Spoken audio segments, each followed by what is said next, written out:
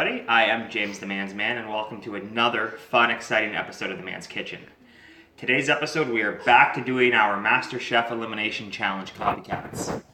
Now, today is Monday, and this episode aired 3 days ago on Friday night, and what their elimination challenge was to do, using your own ethnic background, prepare a dish using the MasterChef pantry staples and whatnot. So today, what I'm going to make for you, first off, I called my mom and said, "Mom, where are your parents born?" So she has no idea where her mom was born, but her dad was born in Bordeaux, France. And I'm pretty sure both of my dad's parents were born right here in Canada. So I went on the Googler and I found myself the best beautiful Bordeaux recipe, and it is a ribeye steak with a classic Bordeaux sauce and French fries. Nothing could be more French than that. But let's make this a little Canadian.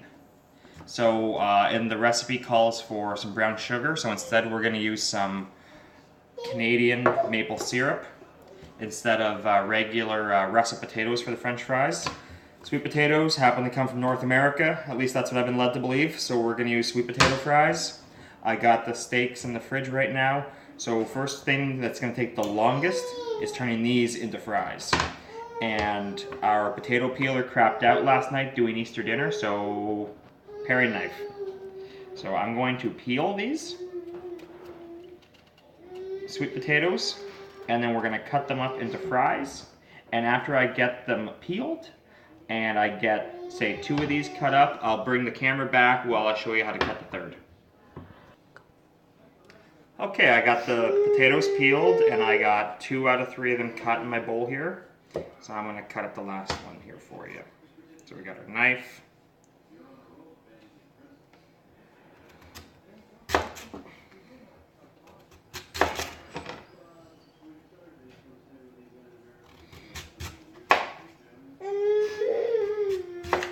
Okay, we got our potato cut up into these little round bits that are the right thickness we want.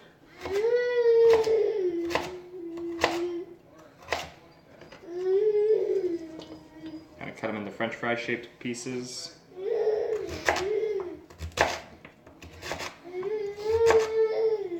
Now, do your kids try to go after the dog food container? Leave me a note in the comments if they do, because I don't know, he's always trying to get into the dog food. I don't know why. Okay, so for sweet potato fries, the trick to these is cornstarch. So we're going to put a dusting of cornstarch in our bowl.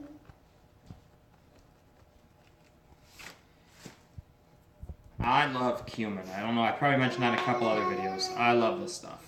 And that goes really well with sweet potato fries. I'm not going to get enough out of there sprinkling it in like that. Let's take the top right off. Oh, that smells so good. Okay. Now we got some cornstarch, we got some cumin. Now it's still going to be bland until we add our salt and a little pepper. Okay, I'm going to mix this up twice. I'm going to do it once now, just to make sure I got the cornstarch and the spices everywhere. And then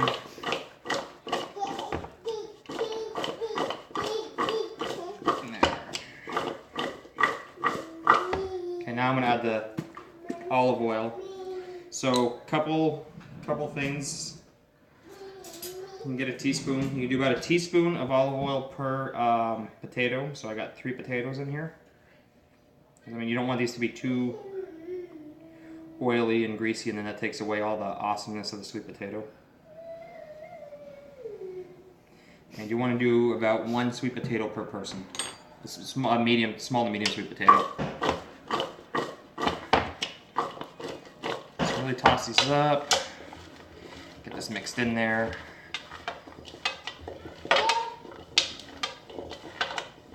Okay, you want to use a dark baking tray, and I have the oven set to 425 degrees.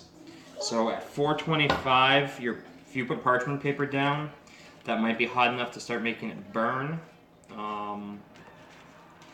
If you use a light colored pan, it's just not going to be as It's going to reflect some of the heat, and these aren't going to get quite the crisp on them. This pan might even be a little small. You're going to try and get them into one layer, and then every 15 minutes or so you want to come in with a lifter, grab a section, and start flipping them over. And yeah, there, okay. So I got the oven set for convection bake at 425, and these are going to go in for 45 minutes, and we're going to flip them up, mix them around a couple times throughout the cooking process. So the sweet potato fries are what takes the longest out of this dish, so they're on first. Next up, we're going to get to the steak sauce. I'm going to clean this up and get my next ingredients out. All right, it's been about 15, 20 minutes, and we've already flipped the sweet potatoes once. Now the sauce is going to need about 20 minutes, give or take, to cook. So what Bordelaise sauce is, and I don't have all the ingredients, just like they wouldn't have all the ingredients to do this in the MasterChef kitchen. One of the key components is bone marrow. It's supposed to be diced julienne bone marrow throughout the sauce. And I've been to many restaurants that have had something a la Bordelaise, and I've had bone marrow once in my life, and that was when I did it at my restaurant. The other places, they just kind of omit the ingredient because it's not like it's. I guess it adds such a good richness to it. Marrow is amazing. But I don't have any. I couldn't get to the butcher shop considering it was Easter weekend. So what we're gonna do is we're gonna continue on with that. And what Bordelaise sauce is basically it's a demi-glaze that's got some stuff done to it. And a demi-glaze is one of the best basic gravies you can get. You start out with a whole bunch of stock and you reduce it down and you make an espagnole, which is basically, say you take a gallon of stock and you reduce it in half. And while you're reducing it, it's got its own separate mirepoix in it, and then you thicken it, and then you strain it. That's your espagnole. Then you take equal parts that and stock again, and then you reduce it by half again. And I've got that in this pan. And in this pan that I've been preheating, we're going to make the rest of this. So what we're going to do, we're going to put some butter in here. Oh, everyone loves butter. And you should be using French shallots, which on Easter weekend I could not get. And you can replace shallots with red onions if your quantity is under 1 cup. Under 1 cup, you're not going to notice a difference. Over a cup, you might. So we're going to take a heat-resistant spatula, and we're going to stir this up while we brown these shallots.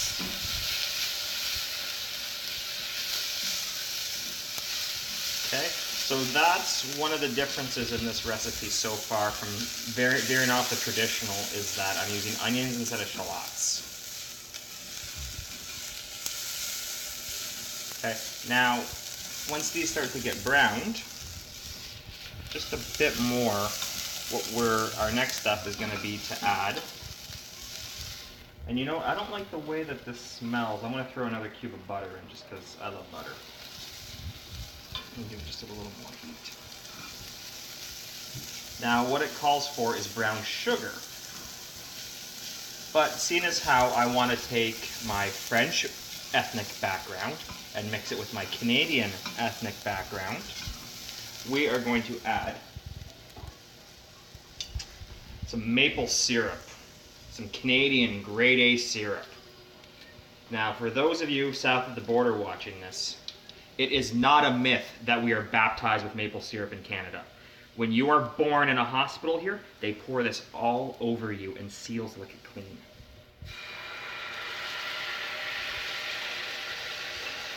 Happens to all of us, I promise. Okay.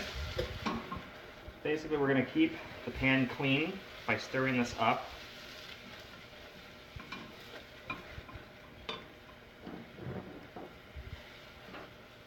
I'm just going to shut that off because I'm not going to need that for another 10 minutes at least. And now, being from Bordeaux, if you were in Bordeaux, you would add a cup of Bordeaux wine. And you would just get this by reaching your hand out the window and grabbing it because everybody grows grapes in Bordeaux and everybody has wine everywhere. So you just get it. You just have it. I'm in Ontario, so we are going to use a nice red Ontario wine from Niagara. So that keeps this dish local to me with a European style flavor. And it's this fusion. Whenever you take two different cultures or ingredients from different places and mix them, you have a fusion dish. So just by switching this to an Ontario wine, all of a sudden this is fusion cooking. So we got the wine in there, and then goes the thyme. And we need a sprig of thyme in here. And what we do with that is we now just let this bring everything to a boil before you simmer. So we're gonna put this on power boil. If your stove doesn't have power boil, you just put it on 10. But I feel like whoever did this watched, what's that? Spinal Tap, because it doesn't go to 10, it goes to power boil. Just like their amps go to 11.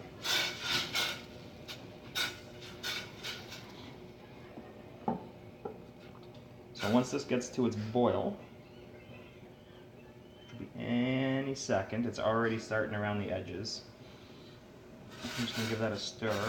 And you can hear when it hits, when the wine is hitting a part of the pot that's above the water mark. Basically, it sizzles right away, so you know it's gonna boil fast. It's starting to boil around the edges, and once it doesn't really count as a hard boil till you can mix it up, and it's still boiling. Okay, now that we have that boil, what we're going to do with this, so we're going to turn this down to about 2. We got a nice little, we still have boil just below that. 2.5. There, we're going to leave it like this for 10 minutes.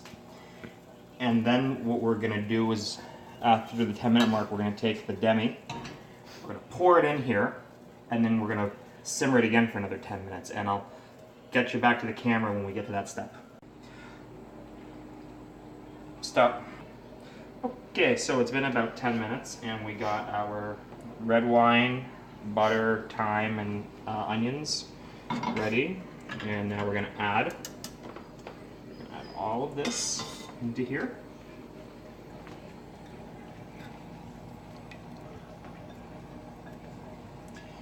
Okay.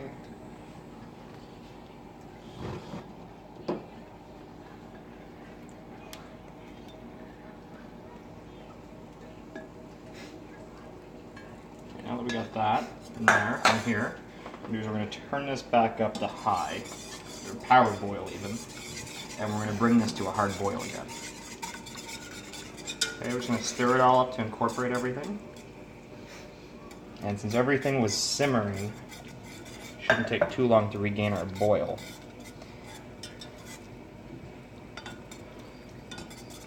Okay, so we're just going to mix this up a bit.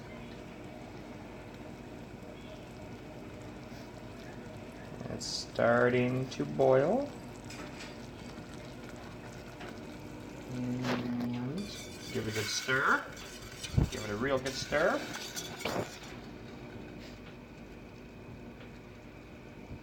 Okay, I'm happy with that. So now we're going to turn this back down. About 2.5 out of a 6 high and then power boil scale there. And we are going to let this simmer for 10 minutes. On the back of the stove, I got my cast iron. I thought I had that on. Oh, it's on. It's just not on. Like, it's low, I guess, is not as high as I thought it was in the back. That's fine. We're going to bring it to the front. Like this thing. Put on power boil just for a minute or so just to get that heated. I'm going to come over here in the meantime. I'm going to get some salt and some pepper on these ribeyes. So the dish that we're kind of using is entrecôte à la bordelaise. And the à la is very important because if it is entrecôte bordelaise, then it is a pepper steak with raw onions on top of it. If it's a la bordelaise, then it's the bordelaise sauce. So there's actually quite a distinction there. And I don't speak a lick of French, so I'm assuming entrecôte means ribeye steak. We're just gonna put some salt and pepper on here.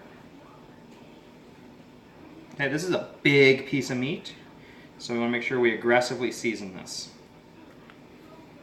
Okay, now I'm gonna grab some canola oil. Put some oil in the pan. We're gonna turn down our sauce a little bit more because the simmer is getting to be quite heavy. Okay, we're gonna get a nice coating in our pan. So I'm using a cast iron for this.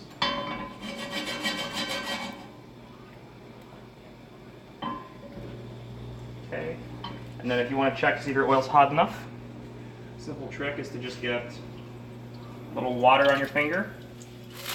Yep.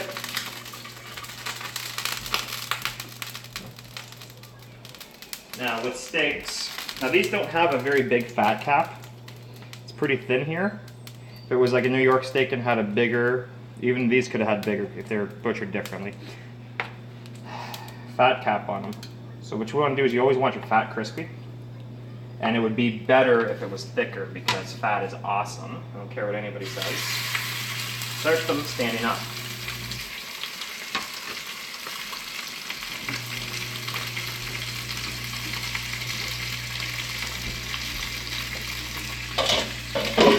And what this is going to do is there's a little fat here, and it's thicker on the other steak. It's still going to get that fat crispy. So this is really what you want to do when you do steaks, is you want to get the fat crispy. So we're going to let that go for a couple minutes. So. Okay, after a couple minutes, the fat got nice and brown, and we lay the steaks on their side. And you can see we're starting to get some color here. And what we want to do is we want to get some more color on these. These are big, big steaks. So what we're going to do is we're going to leave them in here. We got some color starting to develop on there. And we're going to be cooking these probably for another 5 or 6 minutes per side. Okay, so I've had this on high for the last, like I said, about 6-7 minutes aside. I'm going to turn it down to low now. I don't want to burn my butter. So what I'm going to do is I'm going to add a cube of butter, and I hope I have the space for this. Maybe 2 cubes of butter. 1 cube per steak. And then we're going to get some thyme. Okay. Put a sprig of thyme in here. And we'll even sprinkle some chopped parsley on, if you like chopped parsley. Okay. And we got a spoon. And we got a dish towel. Okay. And you can see the nice color we have on these. What we're going to do is we're going to baste them with butter here. And let that soak in. And let that thyme get in that butter. Thyme is, there's a reason everybody always does this with thyme. That's because thyme is amazing. Thyme is my favorite herb for meat. At the restaurant, I use thyme in my gravy. And my French onion soup. That's the trick to my stuff, is thyme. You don't want to let this go too far and burn your butter, so we're going to shut this off actually now. Okay? And we have 2 more things to do to the gravy, and then we're done with our bordelaise sauce. We're going to call it a faux bordelaise because it doesn't have a few things, and some things are Canadianized. Now, one of the last steps in this is to add a shot of brandy or cognac. Well, what we're going to use instead is we're going to use some Canadian whiskey, some rye whiskey. It's going to be a completely different flavor, and it's going to be a uniquely Canadian flavor. Now, I know what you're saying. You just put whiskey in there. There's no big flambe, no wolf. You don't need the big wolf every time you put alcohol in something to cook off the alcohol and give it that flavor. You need to make sure, though, that it boils. And because I'm a butter fiend,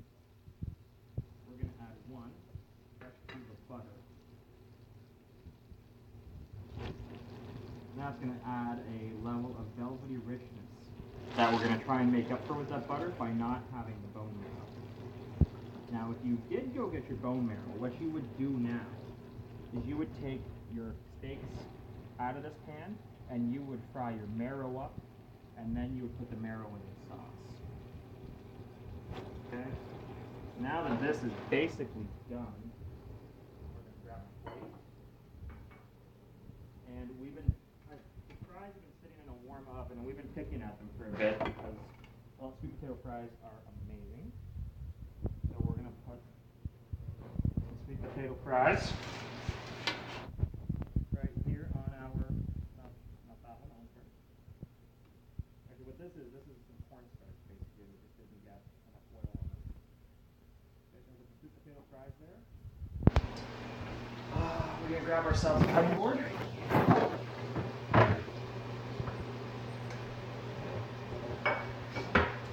Now we're going to take the big steak. I like to eat my stuff mostly rare, and camera wife Heather likes well done, and she is taking her steak to work for dinner tomorrow, so she's going to heat it up then. So I'm going to put that in the oven and let that become well done for her.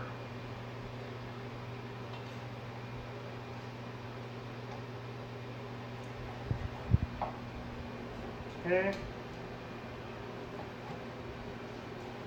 Couple slices. And one thing you have to remember is that steak temperatures are determined by the thermometer, not by the look. And off camera, before I started basting, I probed these to 120 degrees. And rare is 140. So that's when I decided it was about time for me to start to start buttering these.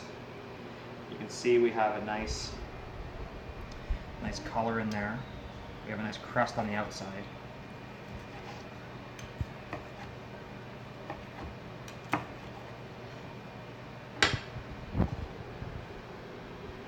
this out on our plate. Take our gravy. Take our spoon from our buttering earlier. And you can see this really gelled up. Got nice and thick.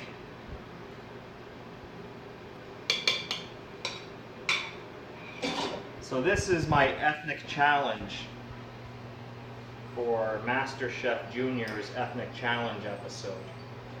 I have a Parisian French. So in Canada, you can't say French Canadian if you're talking about a mix between Canada and France, because that's Quebec French. So we would say Parisian French if we're talking about France. So I have a entrecôte, ribeye steak, a la Bordelaise, but my Bordelaise sauce has been done in a Canadian style, and I have sweet potato fries instead of regular French fries. Now I gotta ask, is this any good? Is this even any good? I didn't taste it while I was making it, to be honest. I was just making it and taking care of some stuff off camera.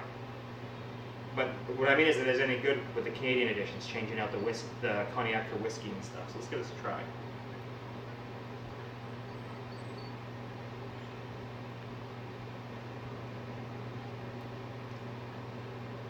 It's good enough that I can bottle this and pay my mortgage off with the proceeds. Thanks for coming out and have a fun day.